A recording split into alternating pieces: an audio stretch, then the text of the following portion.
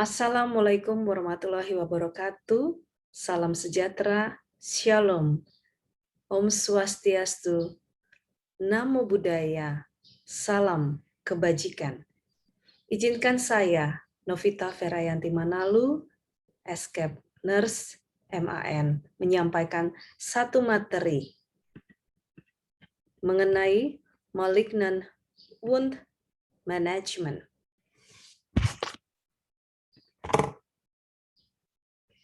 Bila dilihat gambar luka ini, kita akan mengenal secara singkat bagaimana bisa terjadi luka malignan dan fokus kita bagaimana menangani luka malignan.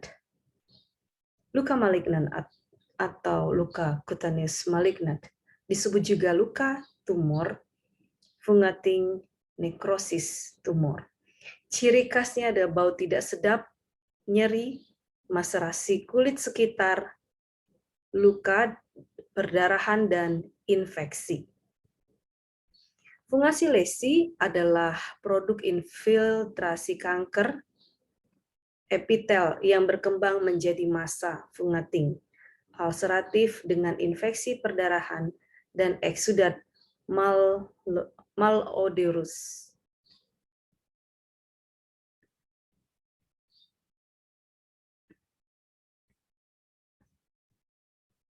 Di dalam melakukan assessment diagnosis, melengkapi sejarah daripada riwayat daripada kesehatan, status kesehatan, psikososial, dan lengkap dengan nutrisi, diagnosis tes, dan pengkajian luka itu sendiri. Dan yang dilakukan berikutnya adalah mengobati penyebabnya dan melakukan treatment kepada pasien dan juga keluarga. Ini penting karena luka malignan itu bukanlah hal yang mudah untuk dapat disembuhkan, terutama untuk kualitas hidupnya dan khususnya perawatan luka. Luka malignan atau ganas disebabkan oleh infiltrasi epidermis, oleh tumor primer atau metastasis. Infiltrasi kulit terjadi melalui limfatik atau aliran darah atau sebagai akibat invasi langsung dari lesi primer. Nah, insiden keganasan luka tidak diketahui, tapi diperkirakan 5-10% pasien dengan metastasis akan mengembangkannya, dan mereka terutama terjadi dalam 6 bulan terakhir kehidupan. Luka ganas dapat terjadi pada berbagai jenis kanker, umumnya terkait dengan kanker kulit, payudara, paru-paru, kepala dan leher, melanoma, kolorektal, sarkoma, serviks, dan ovarium. Untuk manajemen luka malignan, praktek dan pengobatan perawatan luka saat ini didasarkan pada teori penyembuhan luka lembab. Dalam manajemen luka ganas, eksudat melibatkan menemukan keseimbangan antara kekeringan dan eksudat yang berlebihan. Penggunaan produk pembalut tradisional seperti kain, kasa, dan tula parafin tidak dianjurkan dalam perawatan luka ganas ini. Produk-produk ini sering menempel pada luka dan menyatu dengan jaringan di dalam luka dan menyebabkan trauma luka yang signifikan, susah dan sangat saat diangkat, memperburuk rasa sakit dan perdarahan. Perkirakan waktu pemakaiannya optimal menurut volume eksudat, sifat eksudat, instruksi pabrik, keadaan klinis, dan tingkat aktivasi pasien.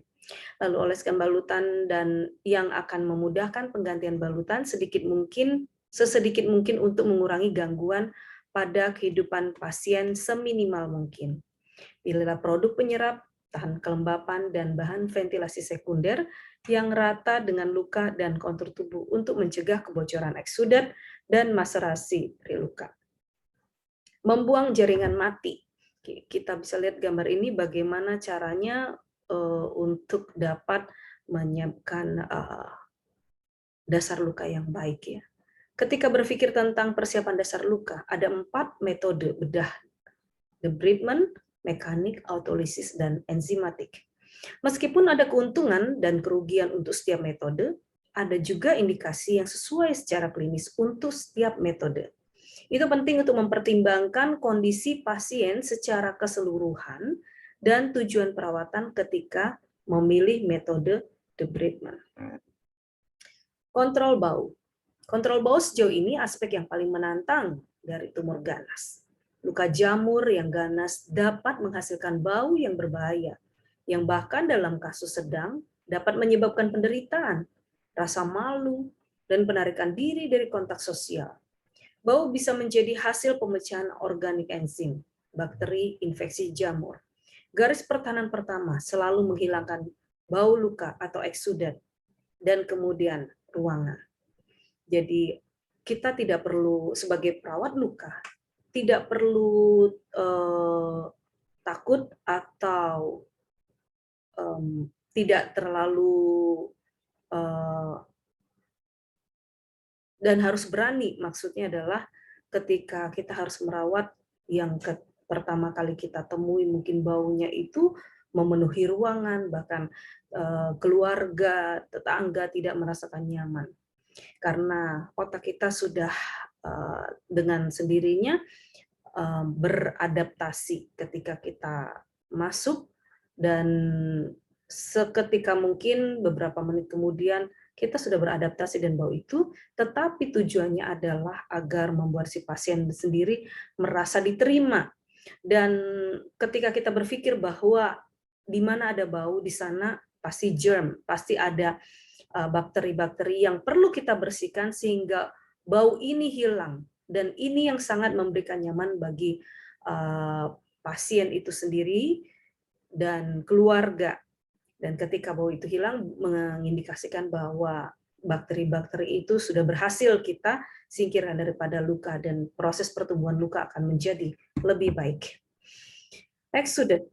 Pembuluh darah tumor hiperpermeable yang tidak teratur dapat menyebabkan peningkatan jumlah eksudat yang dihasilkan oleh luka. Produksi eksudat meningkat jika sel tumor mensekresi faktor permeabilitas vaskular yang menyebabkan mikrovaskular menjadi hiperpermeable terhadap fibrinogen dan koloid plasma. Peningkatan produksi eksudat dapat juga merupakan hasil dari respon inflamasi dan pemecahan protease bakteri, enzim yang mencerna protein. Perdarahan. Perdarahan luka sering terjadi pada luka ganas yang berhubungan dengan nekrosis tumor.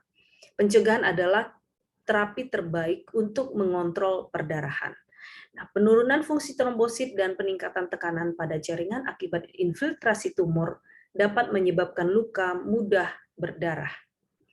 Perdarahan juga bisa menjadi hasil dari pembalut yang melekat. Perdarahan spontan dapat terjadi jika tumor mengikis ke dalam pembuluh darah. Contohnya luka akibat jamur pada payudara. Singkirkan penyebab potensial seperti infeksi, pembalut yang melekat, dan terapi antikoagulan. Yang berikutnya adalah manajemen nutrisi, ya, nutrition management. Kebutuhan energi antara lain pasien dengan luka ganas memiliki kebutuhan metabolisme yang tinggi untuk penyembuhan. Jadi jangan pernah membiarkan si pasien tanpa memiliki asupan gizi yang cukup, terutama karbohidrat ya.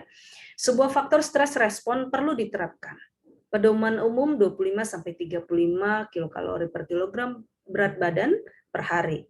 Pasien membutuhkan makanan dan snack secara teratur sepanjang hari untuk memastikan kebutuhan energi terpenuhi. Nah, kebutuhan protein sangat penting untuk penyembuhan luka. Luka yang mengeluarkan banyak eksudat meningkatkan protein, kehilangan protein. Pedoman umumnya adalah 1,5 sampai 2,5 gram protein per kilogram berat badan per hari. Sumber protein yang baik meliputi daging, ikan, unggas, telur, susu, keju, yogurt, selai kacang, kacang-kacangan, biji-bijian, dan kacang-kacangan ya. Nah, persyaratan mikronutrien yaitu pencegahan defisiensi biasanya dilakukan dengan memberikan asupan yang meningkat. Variasi dan keseimbangan dalam diet akan memberikan mikronutrien yang dibutuhkan untuk penyembuhan. Zinc, vitamin A, vitamin E, dan vitamin C berperan penting dalam penyembuhan luka. Suplementasi oral harus dipertimbangkan dalam bentuk suplemen multivitamin atau mineral berdasarkan asupan nutrisi yang dianjurkan. Persyaratan cairan, perlunya pengkajian dan koreksi dehidrasi penting untuk mengoptimalkan penyembuhan. Cairan dapat hilang melalui luka eksudat. Pertahankan hidrasi yang baik, 1,5 sampai 2 liter per hari cairan hidrasi.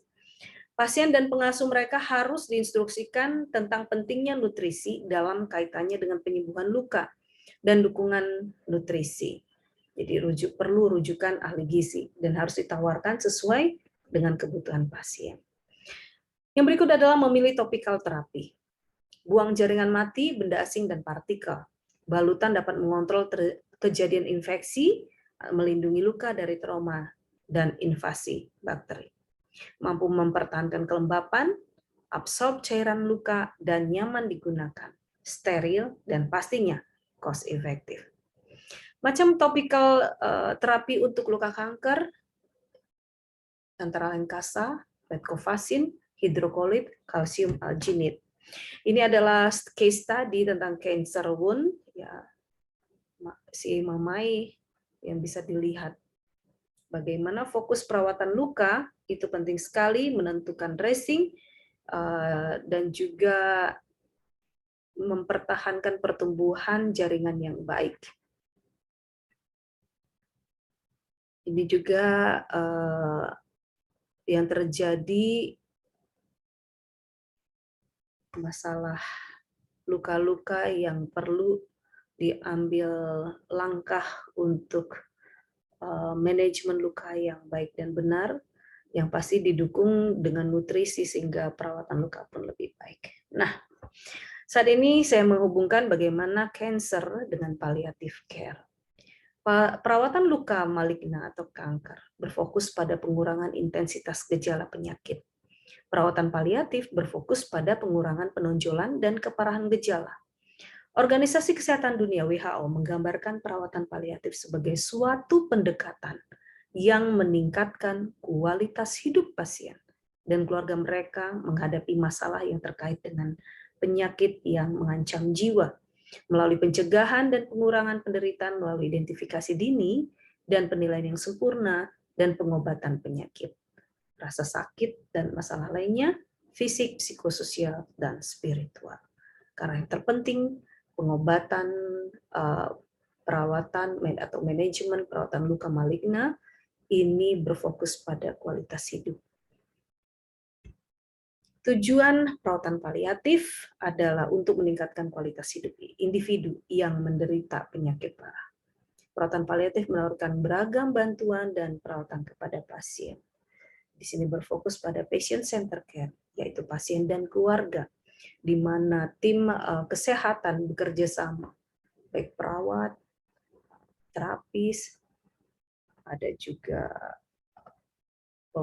yang membantu di rumah, obat-obatan, ya, farmasi, pekerja sosial, khususnya spiritual, karena di dalam meningkatkan spiritualnya, kerohaniannya, mendekatkan diri kepada Tuhan akan meningkatkan kualitas hidup. Yang pasti dokter juga akan membantu dalam pemberian obat.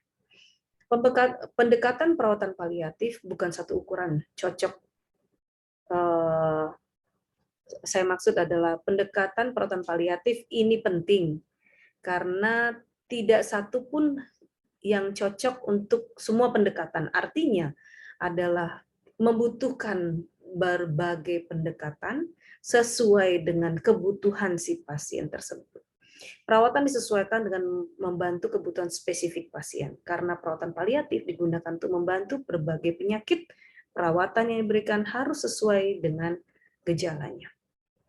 Layanan dukungan pasien perawatan paliatif, ada 3 kategori dukungan. Yang pertama, manajemen nyeri. Sangat penting untuk kenyamanan dan untuk mengurangi penderitaan pasien. Profesional perawatan kesehatan dan keluarga dapat berkolaborasi untuk mengidentifikasi sumber rasa sakit dan meredakan dengan obatan dan bentuk terapi lainnya. Yang kedua, manajemen gejala melibatkan pengobatan gejala selain rasa sakit seperti mual, lemah, masalah usus dan penuh kemih, mental, kelelahan, dan kesulitan bernafas. Yang ketiga, dukungan emosional dan spiritual. Penting bagi pasien dan keluarga dalam berurusan dengan tuntutan emosional penyakit kritis. Lalu apa yang diberikan perawatan paliatif pada pasien? Yaitu membantu pasien mendapatkan kekuatan, ketenangan pikiran untuk melanjutkan kehidupan sehari-hari. Membantu kemampuan untuk mentoleransi perawatan medis, membantu pasien untuk lebih memahami pilihan perawatan mereka. Pendekatan perawatan paliatif, tim perawatan paliatif memberikan berbagai bentuk bantuan kepada pasien yang menderita penyakit parah, termasuk komunikasi tertutup dengan dokter, manajemen ahli rasa sakit dan gejala lainnya, atau anestesiologis mungkin, membantu menavigasi sistem perawatan kesehatan, panduan dengan pilihan perawatan yang sulit dan kompleks, dukungan emosional dan spiritual untuk pasien dan keluarganya. Kesimpulan dari pelajaran ini, manajemen perawatan luka maligna, luka kanker adalah mimpi yang buruk. Klien harus sadar bahwa hidup yang akan ia jalani telah berubah untuk jangka waktu yang lama. Hindari kesedihan yang berlarut-larut karena itu akan memacu hormon-hormon yang tidak diinginkan dan merusak setiap sel. Jadi meningkatkan kualitas hidup pasien adalah tujuan yang utama sehingga perawatan luka kita berfungsi dengan baik. Sokongan keluarga dan petugas kesehatan terhadap perawatan luka kanker itu adalah penting secara penyembuhan fisik. Secara mental dan rohani ada pendekatan khusus. Demikianlah presentasi yang bisa saya sampaikan. Semoga bermanfaat. Salam sehat. Salam perawat luka hebat Indonesia.